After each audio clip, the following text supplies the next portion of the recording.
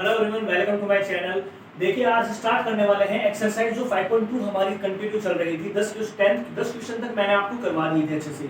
आज हम question number 11 को स्टार्ट करने वाले हैं। उससे पहले अगर किसी ने प्रीवियस क्लासेस अटेंड नहीं करी हैं या अगर ज्वाइन नहीं किया है तो आप ज्वाइन कर सकते हैं। सुबह डेली 9 बजे यहाँ पर क्लासेस आपको प्रोवाइड करवाई जाएंगी।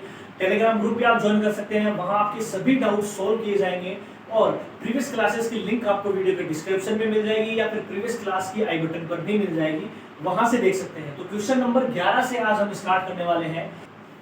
तो देखिए क्वेश्चन नंबर 11 हमारे सामने है। विच टर्म ऑफ एपी, एक एपी दी गई है, उसका कौन सा टर्म ये बोल रहा है कि will be 132 more than it's 54th term. तो क्वेश्चन हमारे सामने क्या बोल रहा है, देखिए एपी में लिख देता हूं आपके सामने क्या दे रखी है हमें। एपी क्वेश्चन आपको दिख रहा होगा अच्छे से। एपी है हमारी 3, 15, 27 एंड 39। ये हमें एक एपी दे रखी है, ठीक है। अभी ये क्या बोल रहा है, इसका कौन सा टर्म, ठीक है, 132 ज्यादा है 54th टर्म से, यानी कि 50। ये एक एपी हमें दी गई है, इसका कौन सा टर्म 54th टर्म से, 54th टर्म से कितना ज्यादा है, 132 ज्यादा है। ये हमें बताना है इस क्वेश्चन में। टर्म बताना है तो बिल्कुल इजी तरह से कर लेंगे। सबसे पहले तो अगर हमें 54th टर्म पता चल जाएगा तब हम निकाल सकते हैं आराम से, क्योंकि इन दोनों को जोड़ेंगे तो n मिल जाएगा, वहां से n निकाल सकते हैं आराम से। तो सीधा सा है, पहले 54th टर्म आप निकाल दीजिए। इसका कैसे निकालेंगे, a 54th निकालने के लिए क्या हो जाएगा, a + 53 भी हो जाएगा हमारे पास। a की वैल्यू देखिए सीधी सी पता है, पहला पद होता है क्या, पहला ही होता है हमेशा, तो ये 3 आ जाएगा। 53 गुणा d की वैल्यू कितनी आ जाएगी, माइनस कर दो भाई, माइनस कर दो, 12 आएगी d की वैल्यू। अभी देखिए 12 के 36, 3 कैरियर, 12 पंजू 60, 60 3 63, कितना आ जाएगा 639। ये हमारा 54th टर्म आ गया। अब क्या बोल रहा है, इस टर्म से 132 ज्यादा कौन सा टर्म होगा। इस वैल्यू से 54th टर्म कितना है, 639 है। अब इसका 132 और जोड़ दीजिए और पूछा है कि वो टर्म कौन सा होगा। थोड़ा सा घुमा के क्वेश्चन थोड़ा बड़ा कर दिया है। 132 इसमें ऐड कीजिए, 9 और 2 11, 3 3 6 और 1 7, 6 और 1 7। अब हमें क्या बताना है, अब हमें क्या पता चल गया कि ये कौन सा पद होगा, वही जो हमने प्रीवियस क्वेश्चन नंबर 4 में जो हमने अच्छे से सीखा था। अब an की वैल्यू क्या हो गई, 771 हो गई। n की वैल्यू फाइंड करनी है बस। अब n की वैल्यू कैसे फाइंड करेंगे, हमारे पास a भी है, हमारे पास d भी है, हमारे पास an भी है। तो सीधा फॉर्मूला क्या होता है, an = a + n - 1 × d। सारी वैल्यूज आपको पता है। an की जगह रखिए 771, a की जगह रखिए 3, d की जगह रखिए 12, n की वैल्यू फाइंड कर लीजिए। इसका आंसर आपको कमेंट बॉक्स में जरूर बताना है। सिंपलीफाई आपको करना होगा, आप करिए ताकि आपकी बहुत ज्यादा प्रैक्टिस हो जाए अच्छे से। इसीलिए मैं आपको सिंपलीफिकेशन करने के लिए दे रहा हूं उस क्वेश्चन के लिए। n की वैल्यू कमेंट बॉक्स में बतानी है आप लोगों की क्या होगी। नेक्स्ट क्वेश्चन देखते हैं हमारा। अब देखिए क्वेश्चन 12 आप लोगों के सामने है। क्या बोल रहा है, 2 APs have same common difference. ठीक है, 2 AP है, उनका सेम कॉमन डिफरेंस है। द डिफरेंस बिटवीन देयर, उनके डिफरेंस बता रहा है, देयर 100th टर्म इज 100। दोनों के जो 100 टर्म होंगे ना दोनों एपीज के, उन दोनों का डिफरेंस कितना है, 100 है। तो हमें पूछा क्या है, what is the difference between their 100,000 term. जो 1000वें पद होंगे ना दोनों एपी के, उनके बीच का डिफरेंस क्या होगा। तो देखिए बिल्कुल इजी तरीके से आप बता सकते हैं, ठीक है। इस क्वेश्चन में आपको यही बोल रहा है कि कॉमन डिफरेंस तो सेम है। तो हम कैसे अप्रोच करेंगे, सबसे पहले तो लेट फर्स्ट टर्म, ठीक है, first term of first AP, first AP क्या हो जाएगा, A1 हो जाएगा, ठीक है। अब let first term of second AP, let first term of second AP, इसका फर्स्ट टर्म क्या हो जाएगा, A2 हो जाएगा, ठीक है। इसका फर्स्ट टर्म हमने A1 माना, इसका फर्स्ट टर्म हमने A2 मान लिया है, ये ध्यान रख लेना, ठीक है।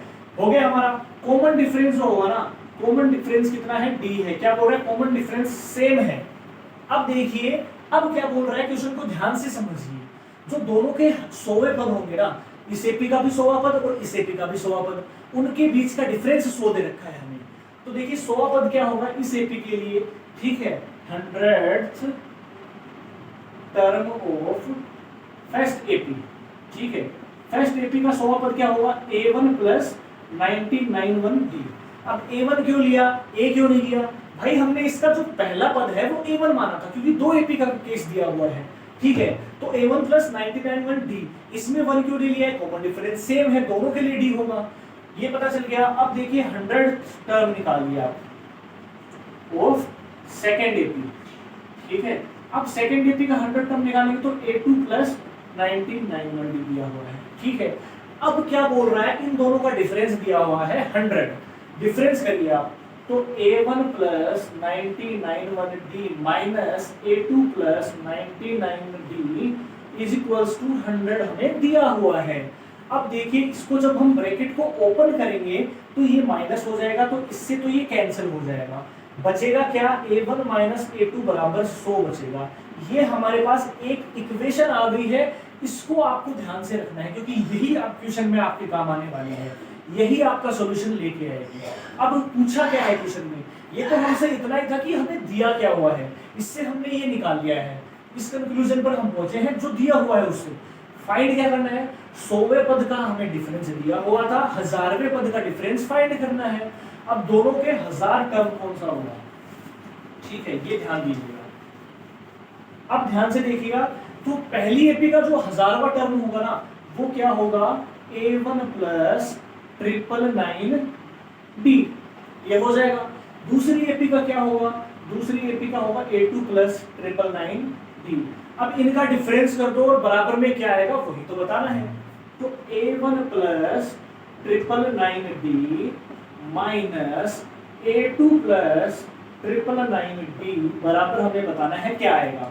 इसको सोल्व करेंगे, ये ब्रैकेट ओपन होगा तो ये माइनस हो जाएगा, तो ये प्लस का है, ये माइनस का, ये तो कैंसिल हो जाएगा, बचा A1 माइनस A2, ये हमें बताना है क्या है। अब ध्यान दीजिएगा, हमारे पास एक कंडीशन आई थी कि A1 माइनस A2 की वैल्यू तो 100 होती है, ये तो हमने पहले ही निकाल लिया, तो यहाँ पर भाई क्या दे रखा है, और कुछ थोड़ी दिया हुआ है, तो इसकी तो वैल्यू दी हुई है ना हमें 100, तो 100वें पद का डिफरेंस भी वही होगा, 1000वें पद का डिफरेंस भी वही होगा, 10,000वें पद का डिफरेंस भी वही होगा, क्योंकि कॉमन डिफरेंस तो सेम है ना। तो इसका आंसर बिल्कुल इजी तरीके से आपका 100 आ जाएगा। तो आई होप सभी को ये समझ में आया हो, अच्छे से समझ में आया होगा। तो ज्यादा से ज्यादा लाइक कर दीजिए और शेयर कर दीजिए इस सेशन को, इस क्लास को, ताकि सभी जुड़ सके, और अपने सभी दोस्तों से शेयर कीजिए ताकि सभी इसको बिल्कुल इजी तरीके से सीख सके। तो देखिए क्वेश्चन नंबर 13 हमारे सामने क्या है, how many 3 digit numbers are divisible by 7।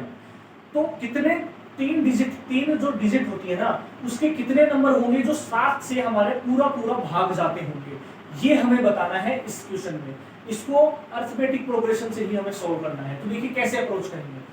तो सबसे पहले तो ये बताइए आप लोग कि सबसे छोटा क्या होता है, 3 डिजिट के सबसे छोटा नंबर जिसमें 7 का भाग जाता हो।